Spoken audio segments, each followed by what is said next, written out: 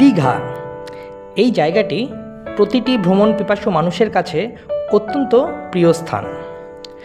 একদিনের ছুটিতে পরিবার, বন্ধুবান্ধব বা প্রিয় মানুষের সাথে সময় কাটানোর দারুণ একটি জায়গা। আর সময়ের সঙ্গে সঙ্গে দীঘাতে অনেক কিছু হয়েছে, অনেক পার্ক, নতুন সি বিচ, অনেক ঘোরার জায়গা। তবে খুবই সম্প্রতি দীঘার সাথে একটি নতুন জিনিসের নাম যুক্ত হয়েছে, সেটি হলো জগন্নাথ দেবের মন্দির। খুবই সুন্দর, বিশাল আর পুরীর মন্দিরের আদলে তৈরি। আমরা গিয়েছিলাম এই সুন্দর মন্দিরটি দর্শন করতে। আজকের এই ভিডিওতে দীঘার জগন্নাথ দেবের মন্দিরের ভ্রমণ অভিজ্ঞতা আপনাদের সাথে শেয়ার করব। সাথে মন্দিরের সম্পর্কে সকল তথ্য এই ভিডিওতে দিয়ে দেব, তাই এই ভিডিওটি সম্পূর্ণ দেখার অনুরোধ রইল। তাহলে চলুন শুরু করি আজকের ভিডিও। হাই বন্ধুরা, আমি Kingshuk, the travel and eat চ্যানেলে আপনাদের স্বাগত।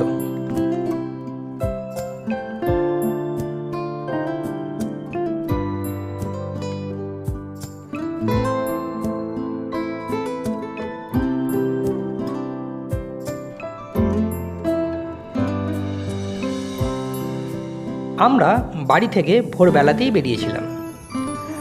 আমাদের গন্তব্য ছিল ধর্মতলা। এবার আমরা দীঘাতে গেছিলাম বাসে করে।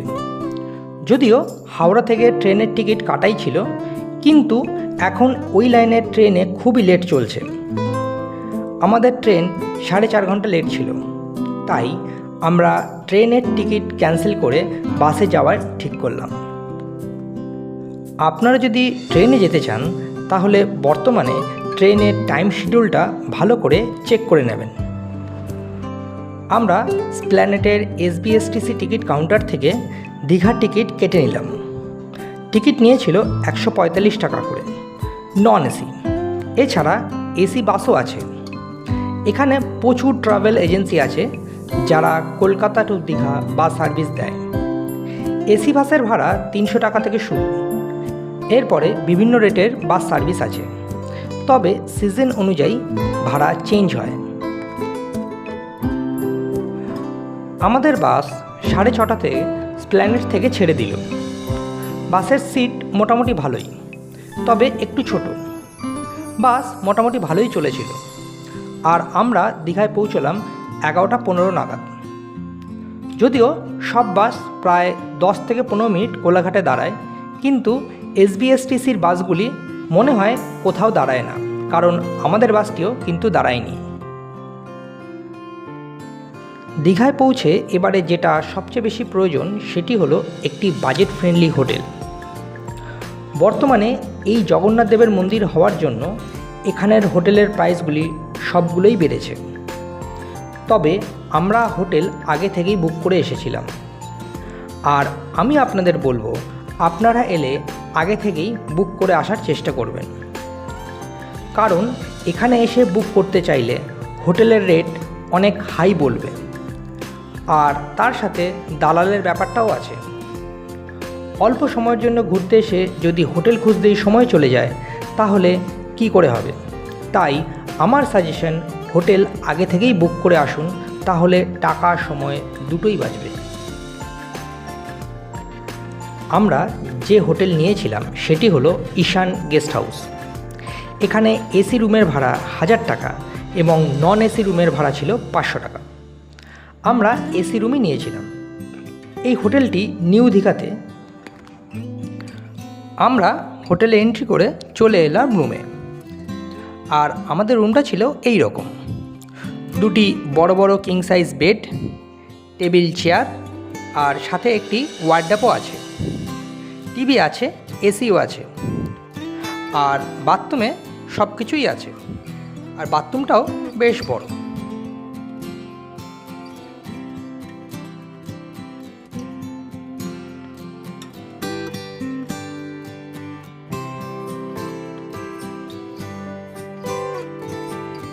এরপর হোটেল থেকে ফ্রেশ হয়ে আমরা গেলাম লাঞ্চ করতে। খাওয়ার জায়গাটা হোটেলের পাশেই। লাঞ্চে করেছিলাম ভেজ থালি। দাম নিয়েছিল 70 টাকা করে। আর থালিতে ছিল ভাত, ডাল, ভাজা, 2 রকমের তরকারি। সব খাবারের টেস্টই মোটামুটি ছিল, যদিও এখানে এই থালি ছাড়াও আরও অনেক ধরনের খাবার পাওয়া যায়। মেনু কার্ডটি আমি দিয়ে দিলাম। এরপর দুপুরে একটু রেস্ট নিয়ে বিকেলে গেলাম মন্দির দর্শন করতে।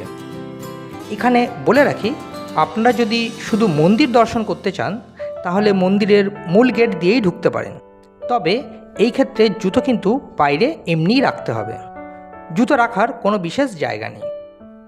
তবে যদি আপনারা জুতো রেখে মন্দিরে ঢুকতে চান তাহলে আপনাদেরকে প্রবেশ করতে হবে 6 নম্বর গেট দিয়ে। সেখানে গাড়ি পার্কিংয়েরও বিশাল ব্যবস্থা আছে,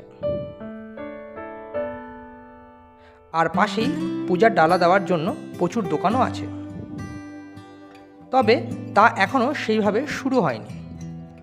আমরা সেখান থেকে প্রসাদ নিয়েছি 100 টাকা করে প্যাকেট। ভিতরে ছিল 2টো লাড্ডু আর 6টা প্যারা। গেট দিয়ে প্রবেশ করার সময় সিকিউরিটি চেকিং হবে। এরপরে ভিতরে প্রবেশ করে বিশাল রাস্তা, তারপরে সিঁড়ি দিয়ে উঠেই বিশাল একটি স্তম্ভ।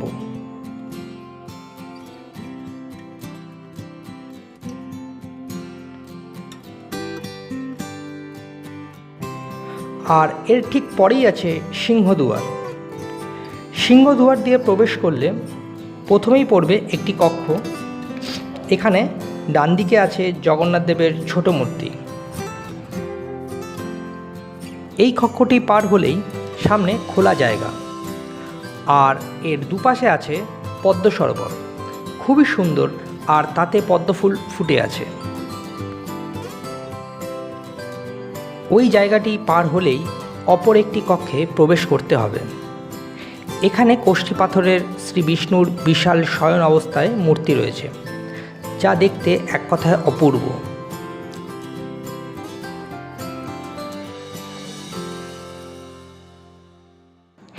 এরপর কক্ষ পার হলেই পড়বে মূল মন্দিরের বাইরের অংশ। এখান থেকে মন্দিরটি দেখতে দারুণ লাগছিল।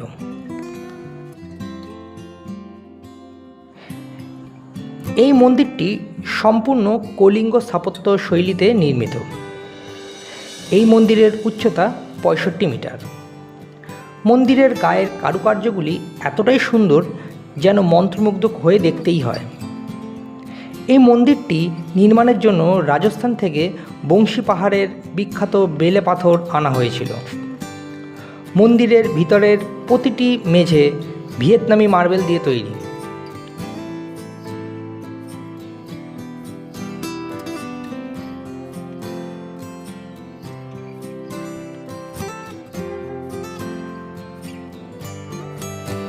মূল মন্দিরে প্রবেশ করেই ডান দিকে জগন্নাথ দেবের সোজাসুজি গরুর মূর্তি দেখতে পাবেন।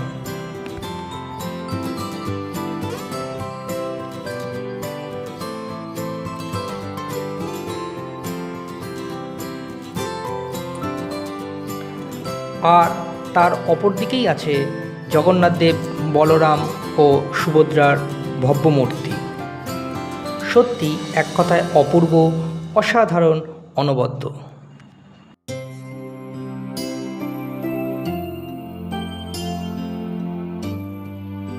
যা ভাষায় প্রকাশ করা যাবে না। আমরা মন্ত্রমুগ্ধের মতো দেখছিলাম।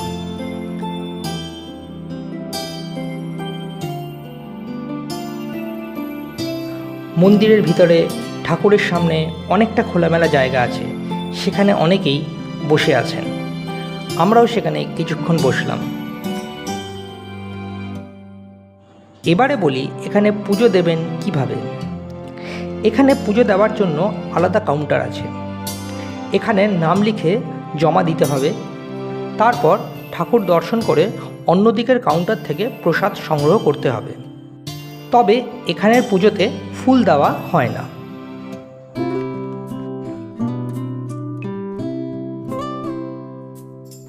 এরপরে জগন্নাথ দেবকে দর্শন করে প্রসাদ সংগ্রহ করে মূল মন্দির থেকে বেরিয়ে এলাম। মূল মন্দিরের চারপাশে ভগবান বিষ্ণুর 10 অবতারের ছোট মূর্তি রাখা আছে। সত্যি এগুলি অপূর্ব লাগছিল। এখানে মূল মন্দিরের প্রবেশের 4টি গেট আছে। 2টি গেটের দুপাশে সিংহ, একটি গেটের দুপাশে হস্তি এবং অপরটিতে দুপাশে ঘোড়ার মূর্তি আছে।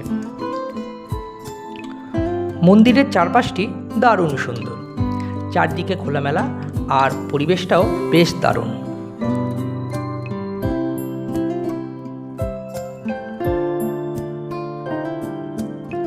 মন্দিরের বাইরের দিকে উজ্জয়িনীর মতো দীপস্তম্ভ তৈরি করা আছে, আর তারই একটু দূরে আছে 3টি রথ।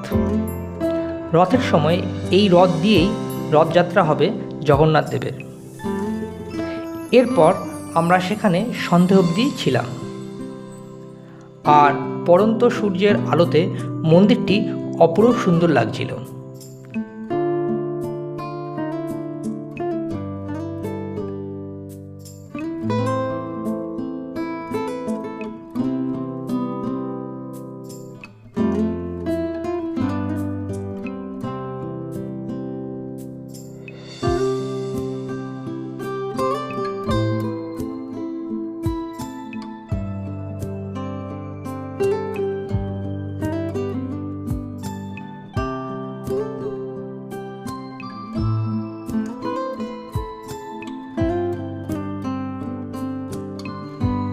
সেখানে বেশ কিছুক্ষণ সময় কাটিয়ে আমরা গেলাম জগন্নাথ ঘাটে। মন্দির থেকে সোজা রাস্তা দিয়ে ঝাউবনের মাঝখান দিয়ে সমুদ্রের পাড়ে এলেই পড়বে জগন্নাথ ঘাট। এখানে যখন জগন্নাথ দেবের স্নান যাত্রা হবে তখন এই ঘাট দিয়েই হবে। ঘাটটা বেশ সুন্দর ও বেশ চওড়া। সেখানে কিছুক্ষণ বসে এরপরে ফিরে এলাম হোটেলে। আর সেখানে ডিনার করে শুয়ে পড়লাম। ডিনারে আমরা করেছিলাম রুটি আর তরকা। রুটি নিয়েছিল 5 টাকা করে পিস, আর তরকা 1 প্লেট 60 টাকা। পরের দিন ঘুম থেকে সকালেই উঠলাম। উদ্দেশ্য হলো সকালে জগন্নাথ মন্দির দর্শন। সেই মতে উঠে ফ্রেশ হয়ে নিলাম। তারপর রেডি হয়ে বেরিয়ে পড়লাম মন্দিরের উদ্দেশ্যে। সকালের মন্দিরের সৌন্দর্য সম্পূর্ণ আলাদা। যখন সকালের সোনালি রোদ মন্দিরের ওপর পড়ছিল তখন মন্দিরের সৌন্দর্য অপূর্ব সুন্দর রূপ নিয়েছিল। সেখানে বেশ কিছুক্ষণ সময় কাটিয়ে সকালের স্নিগ্ধ আলোয় মন্দির দর্শন করে সেখানে কিছুক্ষণ বসে এরপরে ফিরে এলাম হোটেলে। তারপর ব্রেকফাস্ট করলাম। ব্রেকফাস্টে খেলাম লুচি আর তরকারি। দাম নিয়েছিল 30 টাকা প্লেট। এরপরে হোটেলে ফিরে কিছুক্ষণ রেস্ট নিলাম। আমরা ফেরার জন্য এসি ভলভো বাস বুক করেছিলাম। ভাড়া নিয়েছিল 300 টাকা পার হেড। হোটেল থেকে রেস্ট নিয়ে তারপরে আমরা রেডি হয়ে হোটেল ছেড়ে বেরিয়ে পড়লাম বাসের উদ্দেশ্যে। তারপর সময় মতো বাসে উঠে ফিরে চললাম আমরা কলকাতার উদ্দেশ্যে। এবারে দীঘায় গিয়ে আমরা সমুদ্র সৈকত ঘুরে দেখিনি ও আশেপাশের সাইট সিনেও যায়নি। সেই হিসাবে আমাদের খরচা হয়েছিল মাথাপিছু 1200 থেকে 1300 টাকার মতো। তবে আমি বলবো আপনারা এলে অবশ্যই দীঘার সমুদ্র সৈকতে ঘুরে দেখবেন, কারণ এটাই তো দীঘার মূল আকর্ষণ।